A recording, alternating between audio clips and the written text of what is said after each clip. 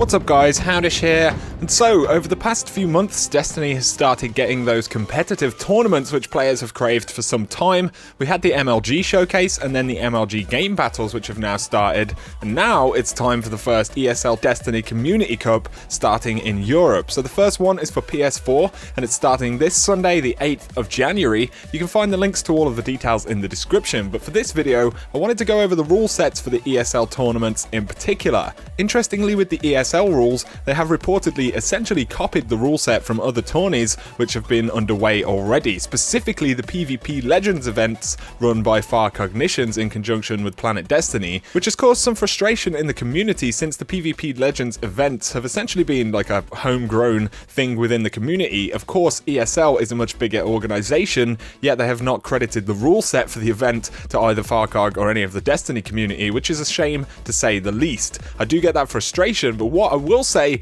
is that of course it is excellent news for the competitive community that ESL as well as other organizations have been adopting Destiny into their roster. So going forward into Destiny 2, this is pretty awesome news.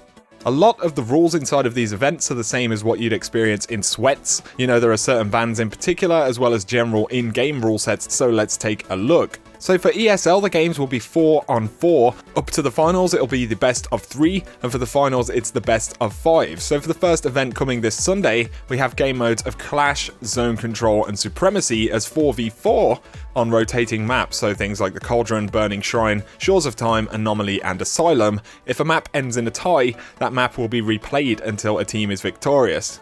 So here there are some specific rules and bans about what you can use. So the use of duplicate subclasses on a team is not allowed. You can't have 2 Stormcallers or anything like that. The use of exotic armor is not allowed whatsoever, and also the use of heavy ammo, as always, is not allowed. This is an interesting one. Class-specific weapons are not allowed. So particularly Stillpiercer, the Hunter Sniper, is one that I think might be somewhat common. Things like Tlaloc or, any of those exotics wouldn't really get used, I don't think, in this kind of event. But either way, you are not allowed to use them. Intentional suiciding is not allowed, and your character's total armor value may not exceed 7, so this is really interesting. The exception to this rule are chess pieces that grant additional armor, so I'm presuming on particular subclasses, and they linked up an image from Planet Destiny about how to calculate armor value. So what they're actually talking about specifically is the armor setup within subclasses. 7 is a number which is closer to what all classes can achieve, so that does make quite a lot of sense right there. And they say ESL admins reserve the right to ban any weapons, subclasses, perks, armor, or equipment at any time without prior warning, but the specific ban list right now includes Backstab,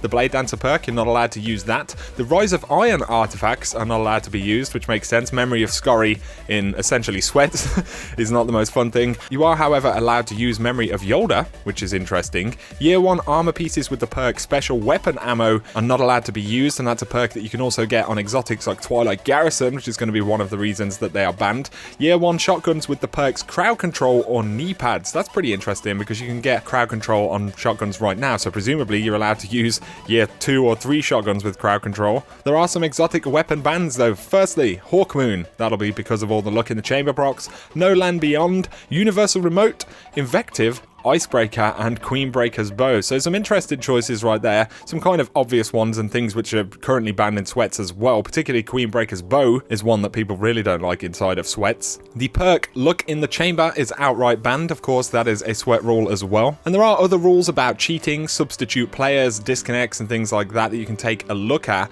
But this is the first ESL event, and it is an open event, so teams have been able to apply to enter the tournament. Teams have to submit their game results with supporting media, so screenshots or footage to evidence the scores in particular games and everything like that. So it's somewhat complex. Of course, this isn't an event which happens at a venue which can be monitored super easily. It's held online, so pretty interesting stuff right there, guys. Like I said, all the info will be in the links down below, so you can check it out if you're interested, and look out for future events if you want the chance to get involved. But what do you guys think about these particular rules, or about the fact that Destiny is getting more competitive? I'd be curious to have a discussion in the comments down below. If you have found the video useful or interesting, a like is always appreciated though, and if you're new to the channel, you want to see more Destiny content, feel free to hit subscribe for a lot more. For now though, thanks a lot for watching guys, and you have an awesome day.